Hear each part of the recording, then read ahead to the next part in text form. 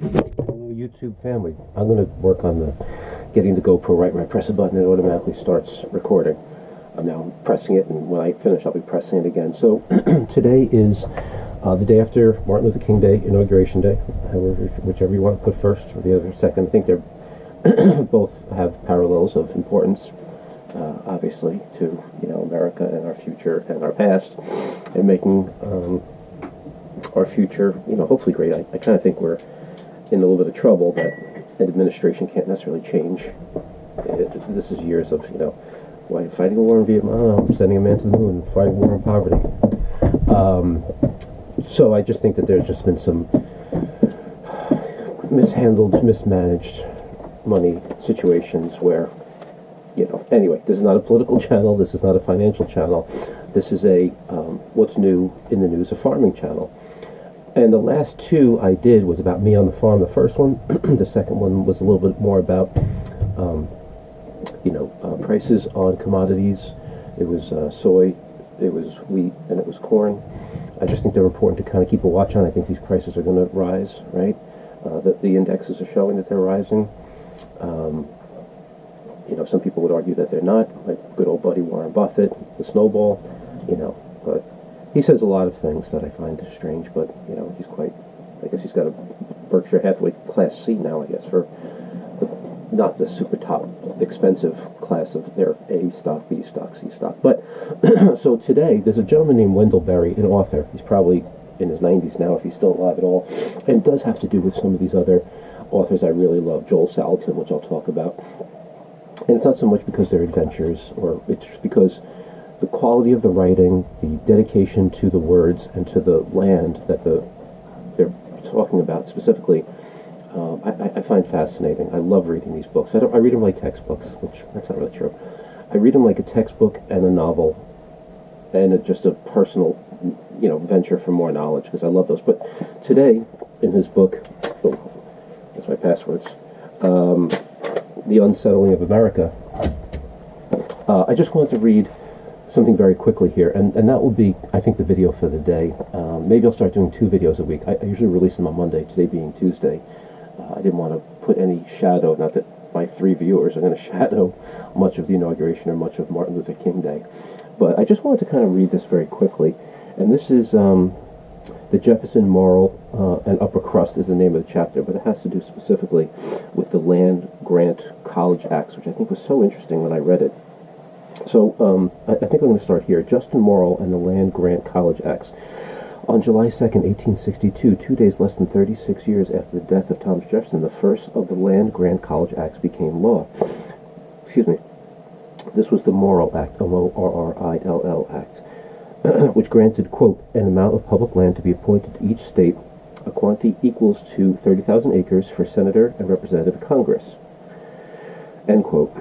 The interest on the money from the sale of these lands was to be applied to each state, to, quote, the endowment, support, and maintenance of at least one college where at least the leading object shall be, ... to teach such branches of learning as are related to agriculture and the mechanic arts, ... in order to promote the liberal and practical education of the industrial class in the several pursuits in professionals and in life, professions in life, end quote.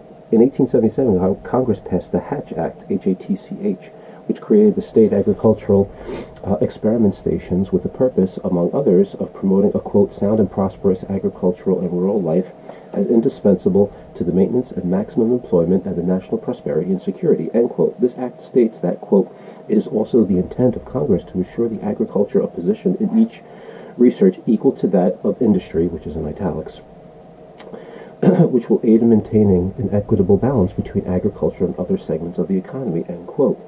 Emphasis mine to call attention to the distinction made between agriculture and industry. The Act declares further that, quote, it shall be the object and duty of the state agricultural experiment stations, ... to conduct, ... the research, investigations, and experiments bearing directly and contributing to the establishment and maintenance of a permanent and effective agricultural industry, ... including ... such as individuals,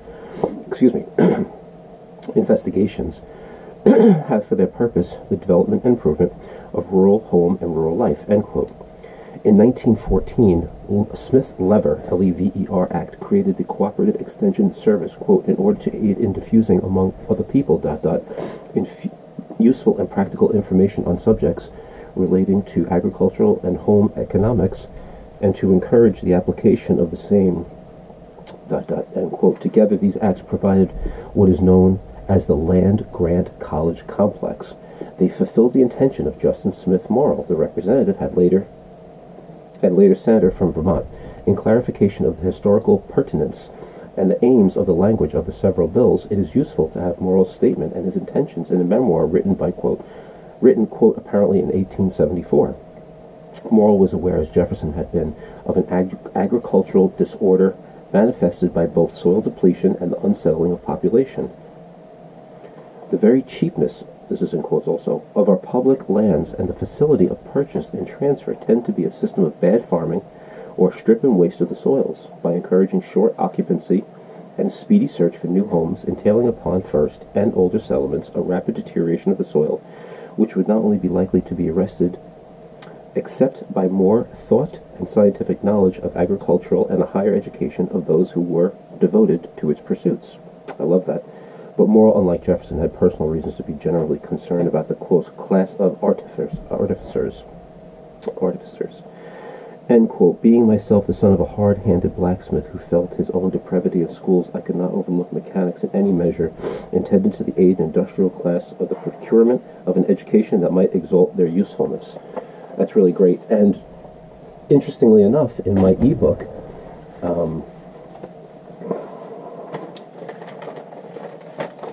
which one, I could probably read this because it's almost good enough. Oh, look at that. I almost opened up to it. The ebook is 50 pages, by the way. I'm going to be doing the Create Space, whatever that file is that you have to upload to Amazon. I forgot the name of the file, but I'm working on the editing. I was going to pay a fellow in India who I was in communication with, but I'm going to figure it out myself. This chapter is about dirt. And I'll just read some from my book. How about that?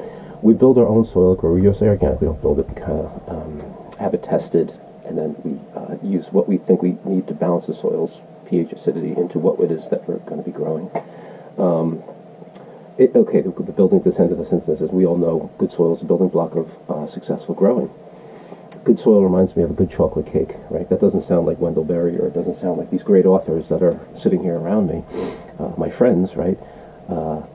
It's really not, exactly Hemingway, but I digress. Good soil reminds me of a good chocolate cake. Sounds odd, but there is a cake-like quality of the structures of soil, texture, as before you're baking. Just like a cake, half the volume of good soil consists of pores that accommodate air and water. The pores draw upon the water in the other depths. You might notice it, but not even the big concrete city we live in. Dirt is everywhere. Growing our plants on the ground is our old, reliable. And then, typically speaking, the soil under our feet composes only 10% of organic material, which is unable to grow. As I say, nature has a way of figuring things out, but we really want to, for our herbal grow beds, the ones that I'm building right now, I think I'm going to have someone professionally build it. I know it will work, what I've already done, and I have pictures, and actually 2 finished ones. They don't look that pretty, unfortunately. They will absolutely be effective, but I think there's an aesthetic value that I'm missing. Shabby chic is fine, but anyway, I'm buying a big branding iron, with the logo, staining the boxes. It's going to look, what I would say, kind of rustic and good, but I don't know. I don't know what the people are going to be interested in. I think they might want to look a little prettier, but we'll see. We're not there. We're there, but we're not there. To illustrate, okay, so anyway, that was the whole point of,